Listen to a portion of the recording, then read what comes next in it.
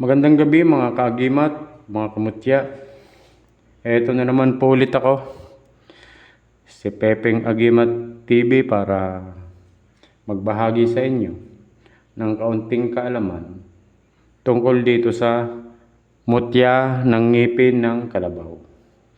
Pero bago po natin pag-usapan ito, at bago natin pagpatuloy ang usaping ito, shoutout po muna kay Benram Norica ng Imus.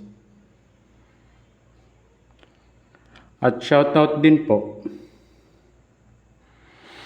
kay Commander Anino ng Imus Cavite rin. Ang pag-uusapan po natin sa gabing ito ay ang tungkol dito sa mutya ng ngipin ng kalabaw. Ito pong mutya ng ngipin ng kalabaw, ito'y para din po itong kagaya din ng sistema ng pagkuha sa ngipin sa pangil ng aso. Yun pong kailangan hintayin yung kusang malaglag sa kalabaw o sa aso ang ngipin o ang pangil. Hindi yung pagpatay ng aso ang kalabaw ang gagawin nyo, kukunin yung ngipin.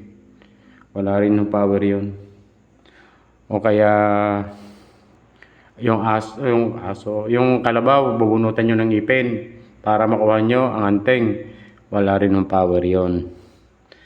Ang kailangan po dyan, kung may kalabaw ka man, hintayin mo.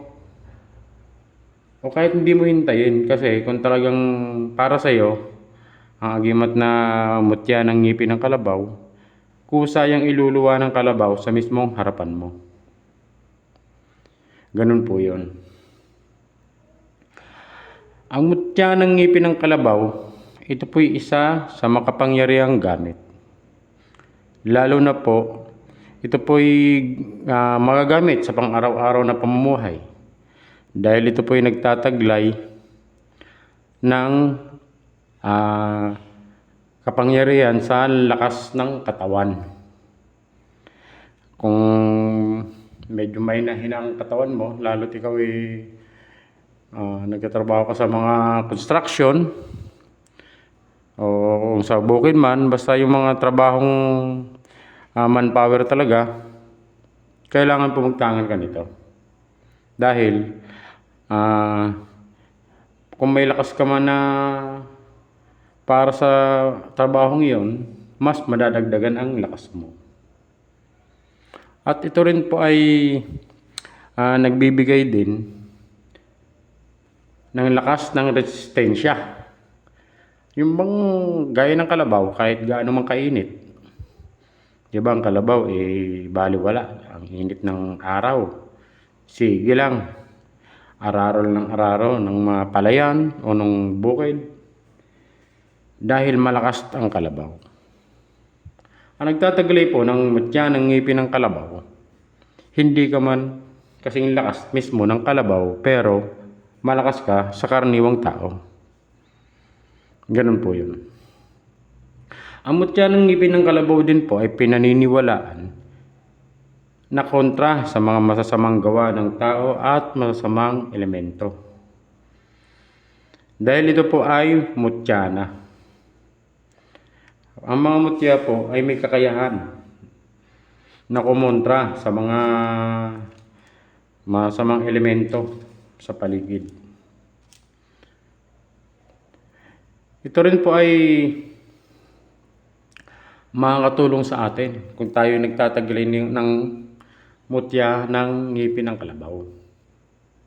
Dahil ito po ay hindi ka basta-basta mapapagod. At ikaw ay laging sa trabaho ay lagi kang masigla, lagi kang game, ano man ang hirap ng trabaho. Ganun po ang epekto ng mutya ng ngipin ng kalabaw. Kaya ito po ay isa sa magandang itangan. Sa mga gusto magtangan nito, kailangan alam nyo kung para saan ang gamit. Yung iba naman kasi, wala lang, pamporma lang kasi mukha nga namang okay lang naman din para kang yung mga sa mga porma-pormahan okay lang din pamporma ito pag kinintas mo. Pero ito po yung nagtataglay ng malakas na bertud. Sana po ay may natutunan kayo sa aking ibinahagi sa gabing ito. Salamat po sa mga nag-subscribe na mga bago, sa mga dating subscribers ko na walang sawang sumusuporta sa akin. Maraming salamat po sa inyo. Sa mga hindi pa po nakapag-subscribe na mga nanonood naman ng video ko, mga videos ko, paki-subscribe na din po. Maraming salamat po sa inyong lahat at magandang gabi.